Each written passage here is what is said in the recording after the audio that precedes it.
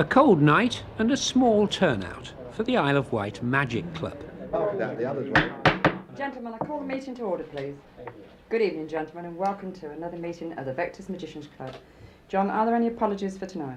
There are minutes and apologies for absence, and in every pocket there's a trick.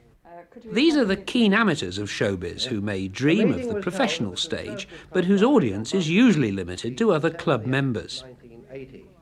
Now then, what can you see on the handkerchief? 10 pence and a 1 pence. 10 pence and a 1 pence. If I put the 10 pence and a 1 pence under the handkerchief, can you remember what's under the handkerchief? I think so, yeah. Yes, it's a 10 and a 1. So if I take the 1 pence away, put it into my pocket, can you remember what's under the handkerchief? 10 pence. Ah, yes. You think there might be, but it's not. There's a 10 pence and a 1. You're not watching closely. Come a little bit closer. We try it again. I cover the 11 pence with the handkerchief, and this time I'll take away the 10 pence. Place it in my pocket. Can you remember now what's under the handkerchief? Well, there should be a 1p under there. There should be a 1p under there, but there's something more valuable than 1p. The club owes its existence to the arrival in the Isle of Wight 80 years ago of a blue van, once the mobile home to a couple called Sid and Eve. Well, this is a wife, of course. The other part of the act. And, of course, these These are the little creatures that earn our daily bread. Yes. Right. Eve, you're the one who gets, no, don't eat. Is the dog going to eat the dove's No, she's just keeping an eye on You're it. the one who gets sawn in half, aren't you? And you get your head chopped off, Yes. and you get swords through you. Does that make for a very happy marital relationship? Oh, yes. Oh, definitely. Well, when we come home, you see, I bash him about. I see.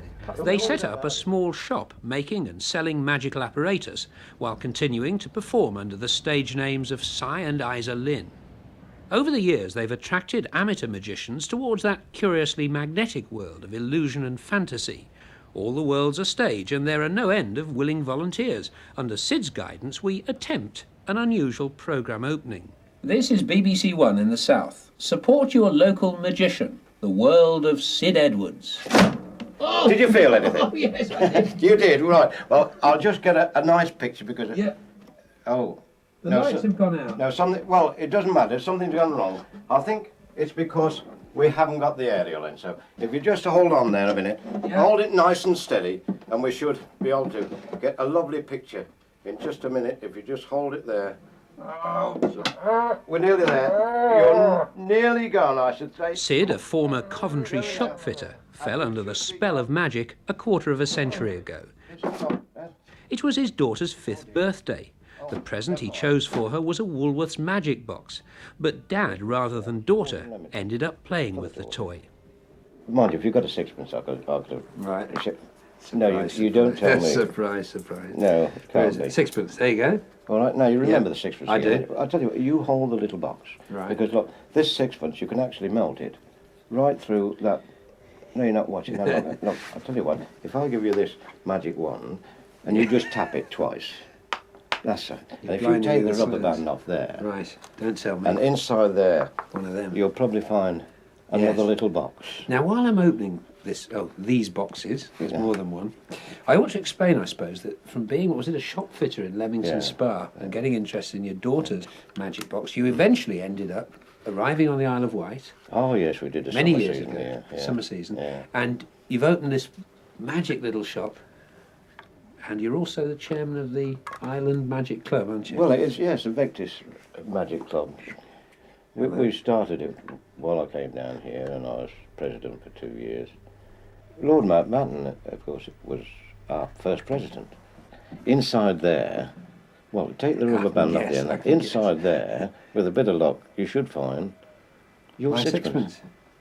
It really is. All right. Yeah, it really is. Though he's too busy to visit the island, club president Tommy Cooper looks down with amusement on his keenest fan. By the way, do you want a nut? Fancy a nut? Sid's work as a manufacturer of magical apparatus means his do-it-yourself workshop is littered with half-finished guillotines and plastic stick-on bolt heads. Kids do, they stick them on the forehead, you see, a bit of nutcase really, you see, just put it up there. Now, of course, what I do, I take the backs up and I stick them on here like this, which makes it look as if they've got a prop. That's. Yeah, but really it's all make-believe, isn't it? Oh, All of course it synthetic. is. They're men's toys. That's a very complicated one, but I know a lot of the things you make are very simple little gags. That one you were showing me, this... Oh, this? what's that one Well, matter of fact, this is a new form of energy. Energy? Yes, this is a new... Well, you know how petrol's getting Yeah. short. I've invented my own, because all I have to do is put my finger in the red notch, see, and have the red end there. If I stroke that up and down like that, you see, that makes a propeller go round. You watch it, aren't you? Yeah, okay, it's I going think that must way. look, if I put my finger in the blue one and have the blue end, Yeah. see, that makes it go the other way. Good, isn't it? Would you like to have a go? All right, okay. I'll do anything for money. The red's want that the right way, end, isn't it? yeah, Red's that that's way, it, right. that's This way first That's of all. it then. Not having much luck. No, you weren't blowing. Try were the they? blue one then. Right. You're not holding your mouth right, are you? My what? Your mouth right. Close it. That's it. Not much good, is it? The inevitable magician's doves live next door to the workshop, watched over by Candy the dog. For each brief appearance in the limelight, there's hours in the cage. For doves and magicians, it's a strange lifestyle. Would you have liked to have been, if you had your time again, famous like, you know, the Tommy Coopers and Paul Daniels, the people who make it big? Possibly when we're younger. When we were young, yes.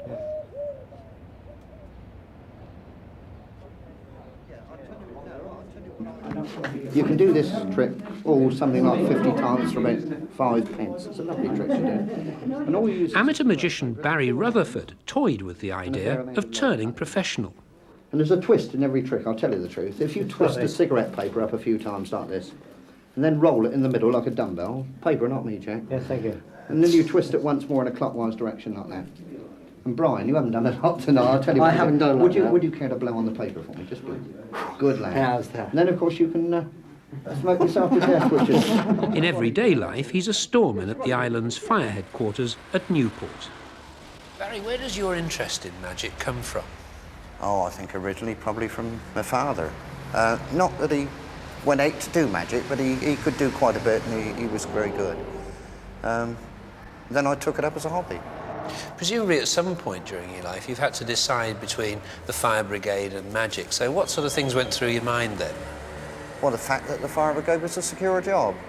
At the time I had the chance, I had 2 small children. What were they, 6 and 7 at the time. And I'm afraid that we plumped for a secure life. But do you regret not becoming a professional magician? Now and again. You did? Yeah, now and again. So what sort of magic are you able to do now? Well, let me be quite honest, it's not real magic, but no, mainly cabaret and children's magic. Very little stage magic, because there's no call for it on the island, but do a lot of cabaret during the summer. The 2 that you're watching, I'm going to put under the table. Your 2, Brian, are here. Watch very, very closely.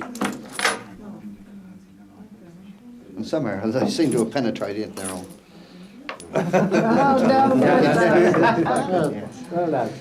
All you do is tap the sheet a little bit. Not a lot, but just a little bit. At a jeweller's shop in Cowes works a man who could have made the big time, according to the other club members.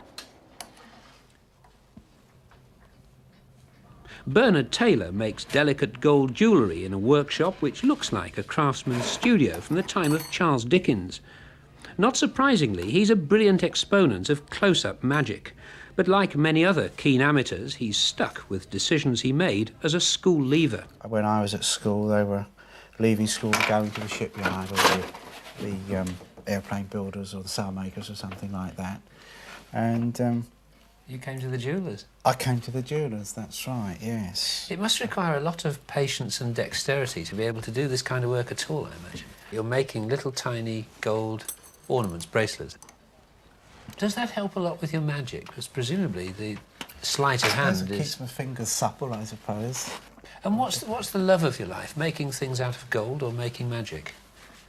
That's a bit difficult. I think probably I'd like to do magic all the time, really. 'Cause I've been doing this for a long time, making gold objects for a long, long time now, and I think probably I wouldn't mind doing magic. I'm going to embarrass you a bit because a lot of the magicians on the island say you're really the best close-up magician. That's Yeah, a compliment from all your colleagues here, but that you're too shy, that you wouldn't go out and do it in front of an audience. Is that right? First of all, I think they'd all agree with me that all magicians are liars. Would you do it professionally? Yeah, I suppose so, but to do it professionally, you've really got to go into it, and you've got not only to do it sort of professionally on the island, you've got to do it professionally in England, as we call it over here, and also internationally. You know, the world is the limit. Would you have the confidence to get out in front of a big audience? Yeah, I guess so. It's all this sort of thing builds up from. You sort of show a trick to your mate to start with, and then you show it to their friends, and you show it to larger and larger audiences, and then your confidence builds up. What is it about magic, though? What's the great attraction for you? I think it's probably the mystery. I like to know how things are done. And then I think probably it's being able to do something that other people perhaps can't do, or not so many people can do. And to surprise people. To surprise people, that's right. I know there isn't a magician alive who doesn't have something in his pocket waiting to show the watching world. Have you got something you can show us now? I thought you might say that. Yes. Let's see. Shall I move this? Set away, yeah. Okay.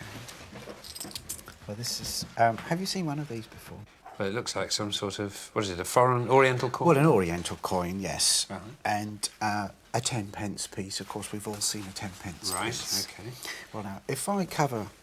And we've all seen a clean handkerchief as well. Indeed. If I cover the two coins with the handkerchief, can you remember what's underneath? A 10-pence piece and an Oriental coin? Yes, that's right, a 10-pence piece and an Oriental coin. Supposing I take away the Oriental coin, can you remember what's under the handkerchief? 10-pence piece? That's logically speaking, but magically speaking, under the handkerchief is the Oriental coin, and inside the handkerchief is the 10-pence piece. That's what you call magic, isn't it? Oh, that's magic. Now, what I want you to do is hold these two handles, and we'll just have a little run through, because this is an exceptionally dangerous effect. So if we don't get it right first time, we've had it, all right? Would you like to just lower gradually? Highlight of the monthly club meeting is a grand illusion built and operated by Sid and Eve. A cluster of wicked spikes will be lowered through her body. This latest matrimonial murder is witnessed by the disciples. Will she or won't she walk away from this one? Now, would you like to bring that up? All right, nice and steady. That's it. All right, good. Now, gentlemen, this is a dramatic bit. So you bring, come on. A bit more, steady, steady. Come on, a bit more. Don't matter about any noise, keep going. Ready, steady. Oh, a bit more. A bit more. A bit more. That's the second one. Hold on. A bit more. A bit more. Keep going. Keep going. Down. Down. Down. Down. Down. As hard as you like. Right the way down. Right the way down. That's it. Have a look underneath, Mike. See if they've come through, have they? All right? Yes. Are they wet? Yes. Oh. They're not. They are a bit. They're all sneaky. Oh dear, we better take it up then. Look. Would you? Right up. All the way up. That's it. And not a movement. What's happened? Oh dear. Look, would you like to tip it back, please? Oh dear. Just the remains.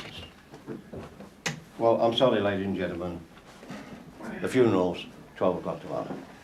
Oh, it's all right, it's moved. There's number one, and there's number two. All right?